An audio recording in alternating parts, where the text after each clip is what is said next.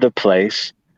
In case people forgot, starting in 1945, actually before 1945, but it picked up after the Japanese surrendered, that the Viet Cong or the Viet Minh, the Vietnamese began to work to kick the French out of Vietnam.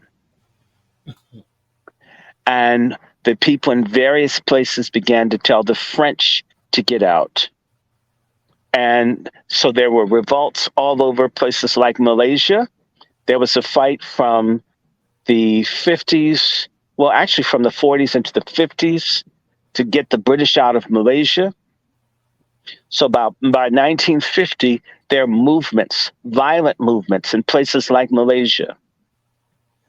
Eventually in the 50s, there's a movement in Kenya.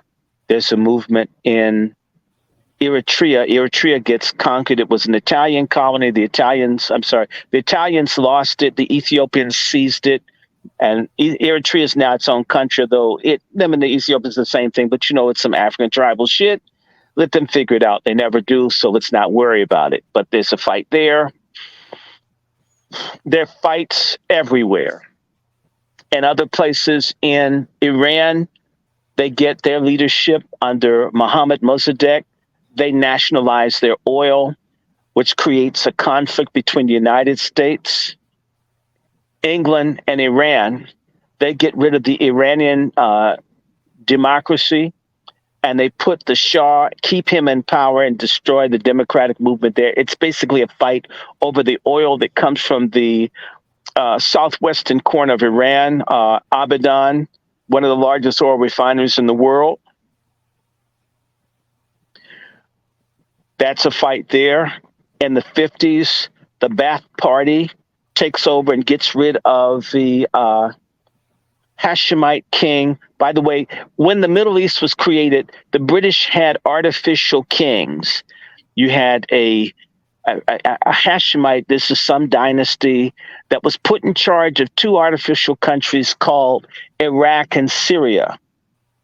And not just Iraq and Syria. You had Iraq, Syria, and Jordan. The Hashemite kings ruled all three or two of those countries. Syria and Iraq had been the same country, but it got divided. The Hashemite king got taken down by the Ba'ath Party in Iraq. The Ba'athist Party, it is a nationalist socialist party started by Christian and secular Muslims. They also took over power in Syria.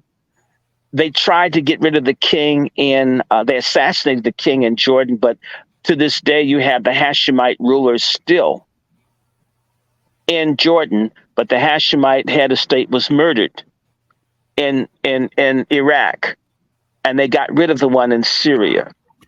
All of this is happening in the 50s. You have the Arab nationalism led by Gamal Abdel Nasser with the revolt of the Egyptian soldiers. They take power. Of course, the British get kicked out of Egypt after World War II. And then King Farouk, a Turk who didn't like Egyptians, is a fat sleaze. He gets kicked out, and the Egyptian officers take power and begin to promote Arab nationalism. Part of that is that white people have to get the fuck out, and the oil belongs to the people who live on the land. And of course, you have in 51, again, Libya gets its independence, and you start to see this move. And by 1954, the people in Algeria, another oil-producing country, began to have a revolution against the French. What happens in Algeria is that the French kill basically 1 out of 7 Algerians are mass murdered by the French between 1954 and 1962, which is why right now France wants to invade Niger. The Algerians are the one North African country where the people are white or Arabized have said fuck you to France, and that they've stood with the black Africans because they remember the genocide that the French have caused as well. In the early 90s, they had a thing called FIS, F-I-S.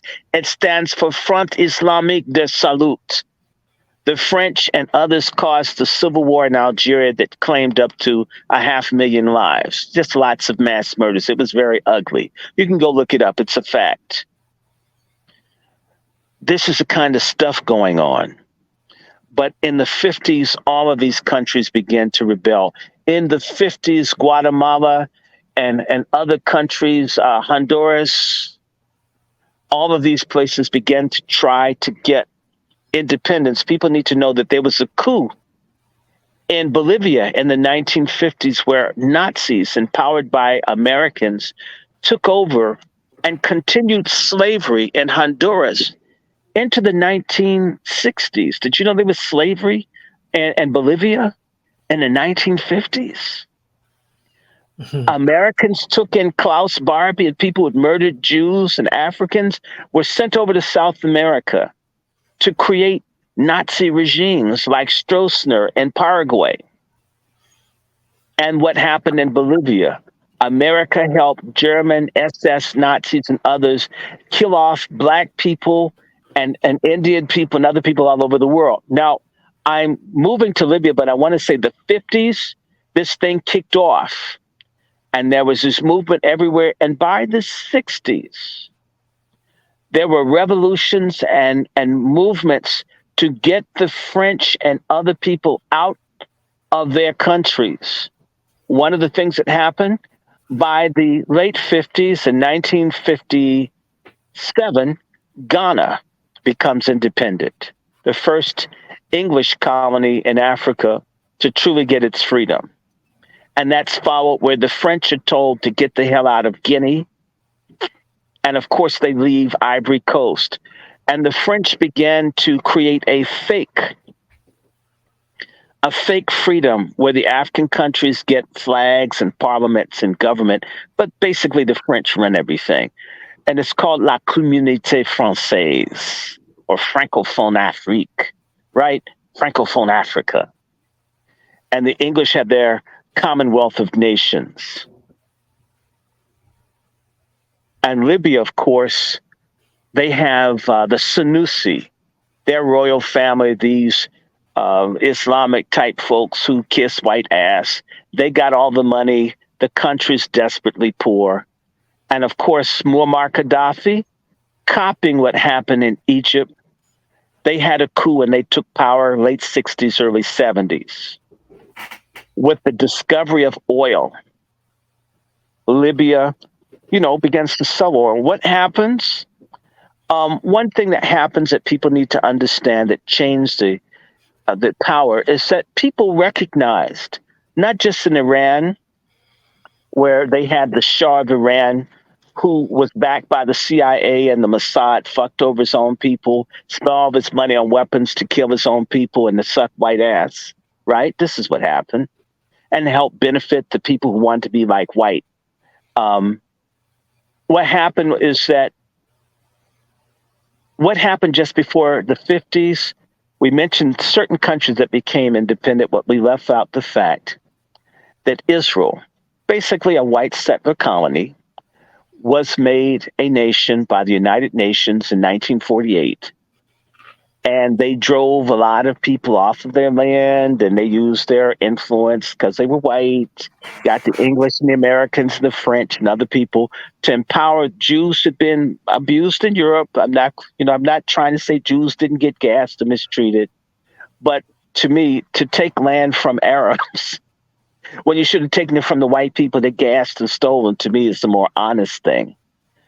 Than to take someone else, that's like giving the illegal shit that black people are owed.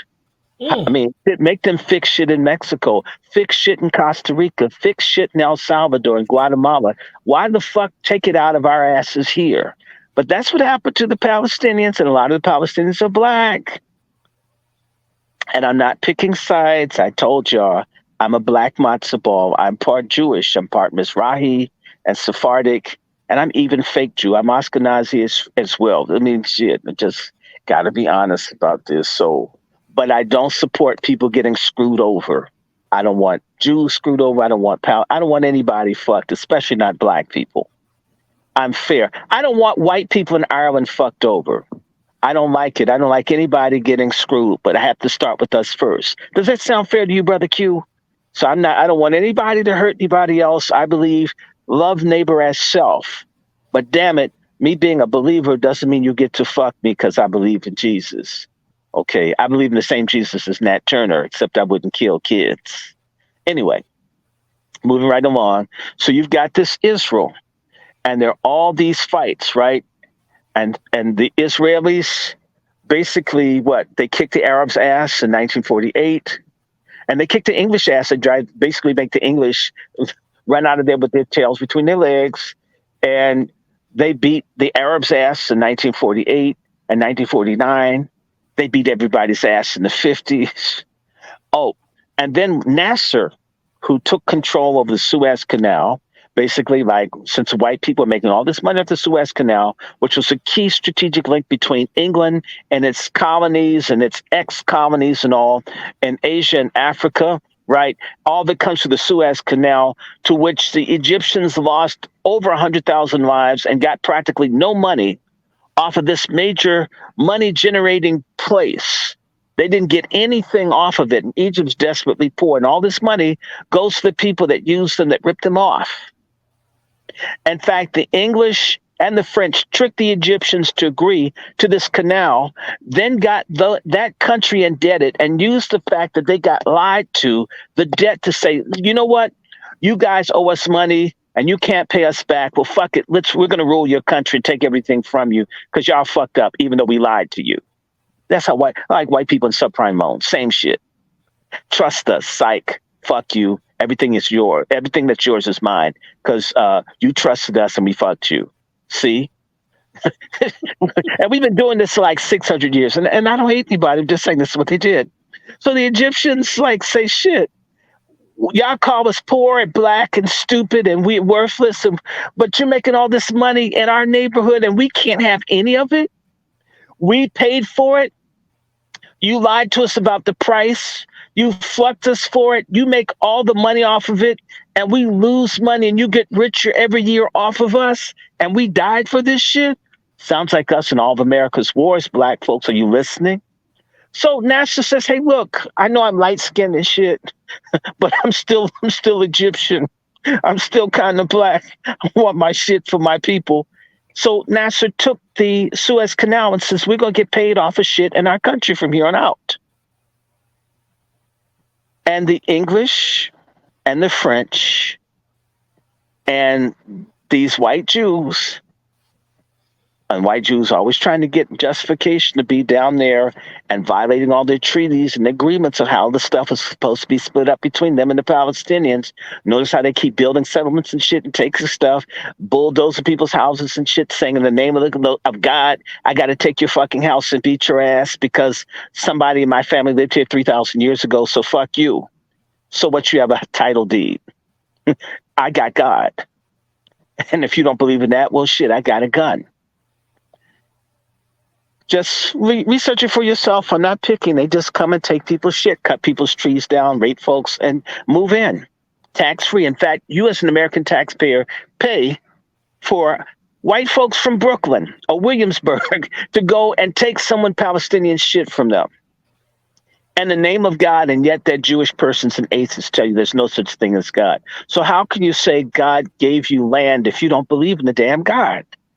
At least be consistent. Anyway, so this Israel does this shit, right? Israel's fucking over people and they're fighting, right? And they have a fight with Lebanon and they have a fight with Jordan. They have a fight with Syria. They have a fight with Israel. They undermine each other. I'm sorry, Egypt. And they're all fighting each other and deporting people and creating problems and blowing up shit, making folks mad. So people are pissed with Israel, right? To the point where the Egyptians and other people working with ex-Nazis trying to bring Israel down. All that to say, in 1956, when they took that canal over to benefit for themselves, the English, the Israelis, and the French all agreed to fuck up Nasser, and they invaded. They invaded Egypt in 56, I'm sorry. And it was all going well for them. They took everything, were mass killing people in places like Port Said and so forth.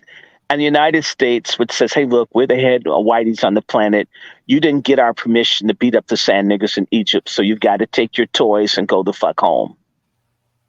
And as a result, even though the Egyptian armies were not capable of beating the British, Italians, and French, they won a diplomatic international victory, which basically signaled the end of the French and British empires, and at the same time showed Arab nations that the Israelis would almost operate as a white settler colony military base used against them in their own lands. There was already an issue that they're Jews and Islam and so forth, right? That shit's already off the charts. So you've got this Israel there, and what happens? The Israelis, of course, beat them in the 40s. They kicked their asses in like 1950, 54. They attack and they win, but they get pushed out by the Americans in 56, right? And then what happens? You have the war in 1967, right? And the Israelis completely fuck up the Egyptians, destroy the Air Force on the ground and shit. And they take all the Sinai Peninsula and they just kick the Egyptians in the ass, right? They just stomp them. And they beat up everybody else too. And they grab more shit and they take one of the holy sites in Islam, which is Al-Quds. You call it Jerusalem. Come on, all of us Bible believers we're basically McDonald's and Muslims are Burger King. We sell more burgers than you, so our God has to be greater, right? Yeah, that's what I think. My God's right, their God is wrong. Anyway, keep moving. So you've got this anger in the Middle East against Israel. And of course, they lose in 67. And then the Russians basically, which the Russians actually got the Egyptians to go to war with the Israelis in 67. They lied to them. And see, white folks pimp you. Even if they're commies or capitalists, they're still white. Keep watching. Whether they're Democrat or Republican, you're still black. You got to look out for yourself. Not saying that you can't cut a deal with people, but all relationships are temporary. It's sort of like a prostitute. You know, if you pay another $20, you may get the blowjob. But if you don't, you may only be able to ask for one thing, and that's only temporary. So think of everything as a prostitutional transaction. When you stop paying, it's off. All right. Now, moving right along. Libya becomes an ally under the new officers that take over in the late 60s that admire Nasser. At the same time, they don't like Nasser they don't like Sadat, who replaces Nasser. So Libya begins to make money from oil, and Gaddafi and them are radical Arab socialists. They support the Palestinians. They support all sorts of liberation movements, blah, blah, blah, right? Now, we have another situation. You have the Yom Kippur War, where Egypt attacks the Israelis during their holy holiday of Yom Kippur. And they're beating the shit out of the Israelis. They're really kicking their asses. And that means Syria and all of them jump in and start fighting Israel, they're attacking, beating their ass. And what happens is the United States, whose Secretary of State is a Jewish man you've heard of, whose name is Henry Kissinger, the United States lies and says that they're not giving arms and shit to the Israelis when they're giving arms to the Israelis. Advanced shit like certain anti-tank missiles, because the main military weapons that the Egyptians and the Syrians have are their Russian-made tanks, the T-56, the T-72, the T-68. Their tanks are what they're using. And the Israelis didn't have as many tanks, but with the American anti-tank missiles, they fucked the Egyptians up. And of course, their superior tanks fuck up the Syrians. And the whole Arab world, when they recognize, wait a minute, the whiteys lied to us.